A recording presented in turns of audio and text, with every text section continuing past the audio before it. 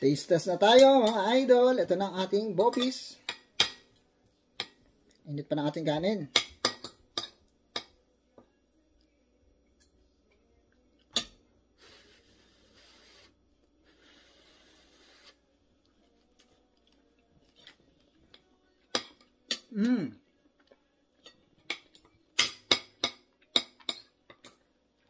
Ang sarap.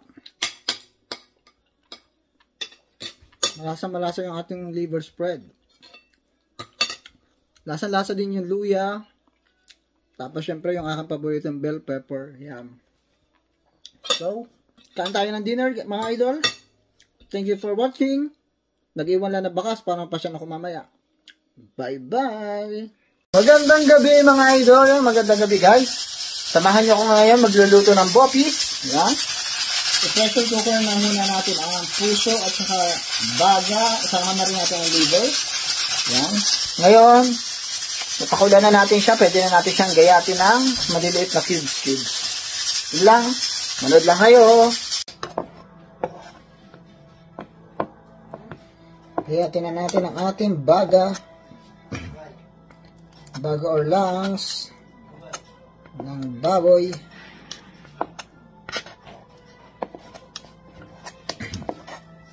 Ayan, mainit siya guys, kaya nakatong ako kasi mainit. Diyan masa. Wait lang guys. Ayan guys, ito na. Mainit pa siya kasi kaluluto ko lang siya sa kalalaga ko lang. Pagluluto nga pala guys ng bopis, di ba? Kung anong sarap niya, siyang tagal ng preparation ng pagluluto niyan. Alam niyo kung bakit? Kasi ito na nga. Hindi ko na ni-video yung aking paggagayat ng bell pepper at ng carrots. Kasi lahat gagayatin ng ganyan, mga cubes. Ultimong bawang, sibuyas. Pero ang gagawin ko sa bawang at sibuyas, kasi hindi ako kumakain nun, gigilingin ko na lang siya para kahit makain ko siya, okay lang. Iba-iba. Tapos, yung ating luya pa. Kaya din natin siya ng cubes. Di ba? Matrabaho. Kung anong isinarap ng bopis, talagang may halong pagmamahal yan. Wow, pagmamahal. Kasi, hindi ka makakapagluto ng bopis kung wala kang tiyaga. Kung hindi ka marunong maghintay. Ganun lang. Madali naman siyang lutuin. Yung preparation lang sa pagluluto, gaya ng paggagayat, ang napakamatrabaho. Kaya sa mga nagbabalak magluto ng bopis, agahan yung pagluluto para hindi kayo mainip. Lalo na yung mga naghihintay ng inyong mga niluluto. Yung mga tagakain lang. Para hindi naman nakakahiya sa mga tagakain dyan. Oy, sa mga natamaan, pasensya na. Pero real talk yun.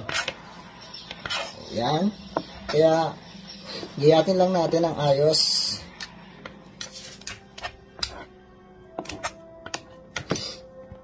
At ito na nga guys. Naluluha ako sa sibuyas. Grabe. At ito na nga guys. Bilagyan na natin ang ating sibuyas.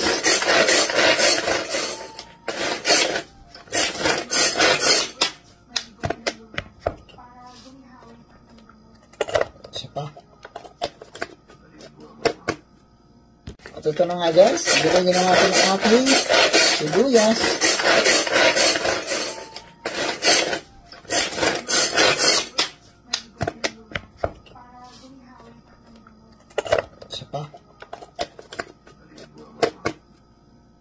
Ngayon naman itong bawang. Ang hapdi na mata ko gawa sa sibuyas.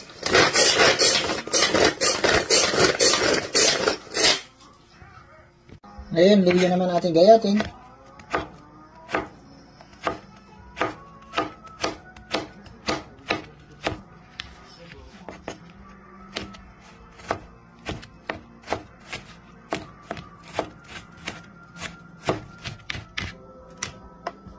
So, yan guys. Hindi ko na pinakita ng ginagayat ko kasi mahirap. Yan. Yan ang ating bell pepper, carrots, yung onion natin, tapos luya. Ito na yung ating liver and heart. Then, ito naman yung ating, baga. Yan. Lahat ay galing sa baboy yan. Bahagi ng baboy, atay, and heart. Kasi ito na yung ating giniling na bawang.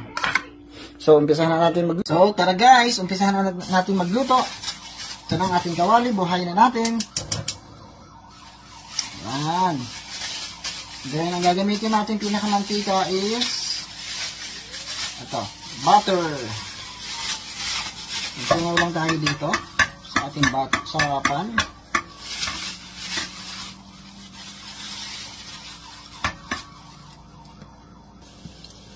Then, okay na guys yung ating butter. Unahin natin ang ating luya. Oh guys, may nagbukas ng freezer. Kita nyo ba yun? Nahulog yung ating bawang. Wait lang.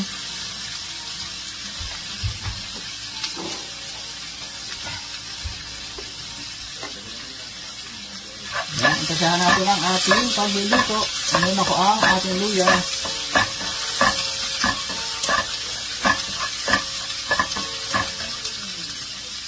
Then, isunod na natin ang ating bawang.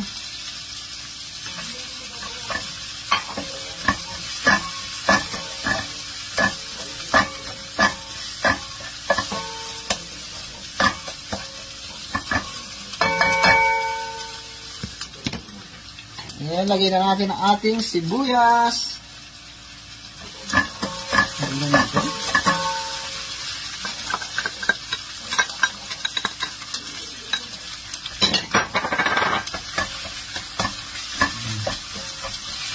Dami natin sibuyas at bawang para mas masarap ang ating bopis.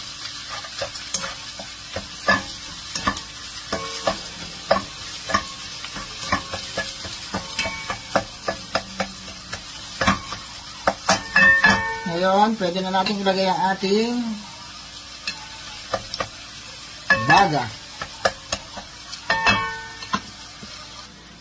Ito ang ating baga.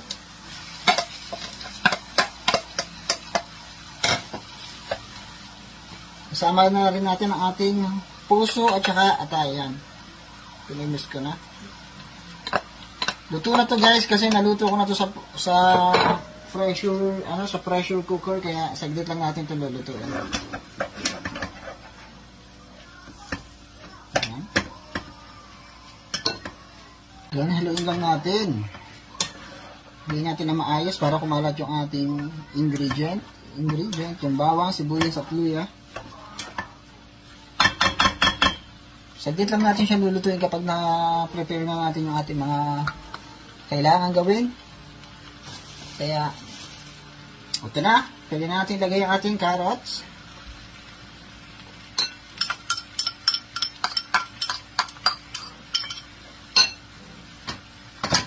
Ayaw, maalis. Kamay na natin. Huliin lang natin.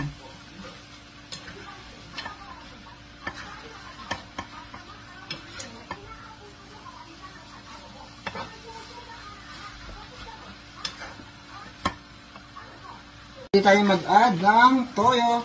Konting toyo lang ating lalagay. Takalan lang natin dito. Korean toyo kasi to, kaya iba, mas maalat siya. Pero pag nilagay natin siya, hindi siya ganun kakulay. Maganda sana kung meron tayong aswete, o ano ba tawag yan? Aswete. Mas maganda sana yung gawin dito sa ating nilulutong bopis. Ngayon, pwede tayong maglagay ng oyster. Ito ang ating oyster. Lutuin na natin. Agpang tayo. Okay. Haluin lang natin maayos. Add na tayo ng paminta.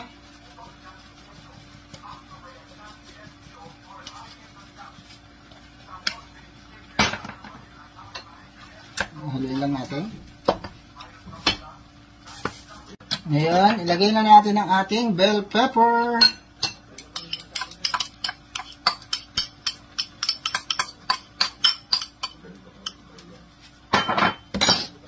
Samahan natin ang ating laurel or bay leaves.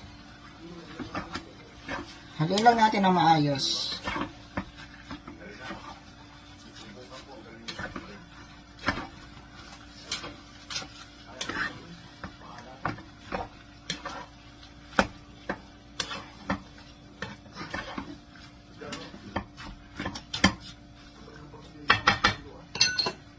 Then, yung pinaglagyan natin kanina ng baga, atay at heart. Atay at heart yun. Atay at puso. Kukuha lang tayo ng konting sabaw. I-add lang natin dito sa ating niluluto. Ayan. Para hindi siya agad madry.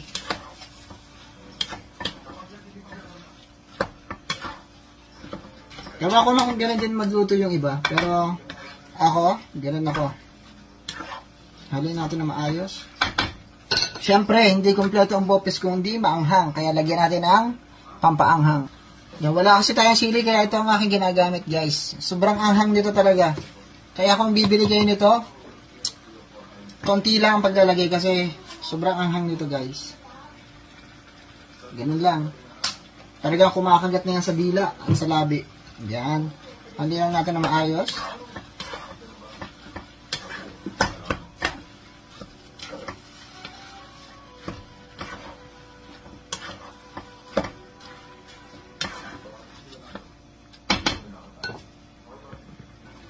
Mag-add tayo ng mga 2 kutsarang asukal para medyo sweet yung ating bopis. Ayan. Hindi lang natin.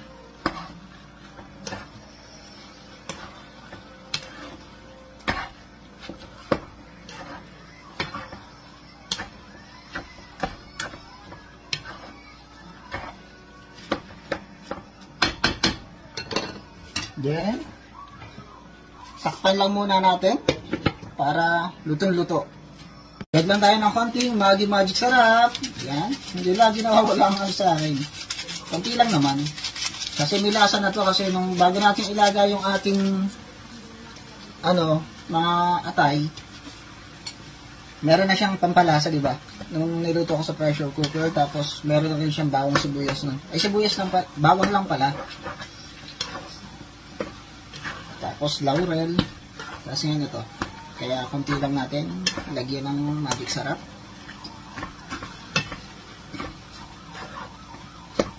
Ito na, luto na siya, guys. Ganun lang kabilis. Ngayon naman, maglalagay tayo ng liver spread para mas malasa ang ating bopis. Pero optional lang to kung wala kayong liver spread. Pwede naman wala kasi meron na tong halong liver, diba? May nakahalo na siyang atay.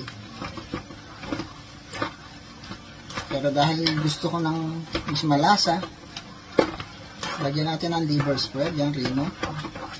Halin lang natin ng maayos para kumalit ang lasa ng ating liver spread. Tapos, itong ating Knorr pork cubes. Kunti lang, kalahati lang. Kasi hindi na tayo naglagay ng asin. Di ba? Kaya itong Knorr pork cubes ang ating lalagay. Haluin lang natin ng maayos.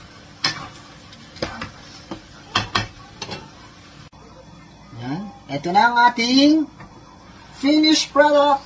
Diba? Maganda sana kung meron tayong pampakulay pero wala tayong pampakulay eh.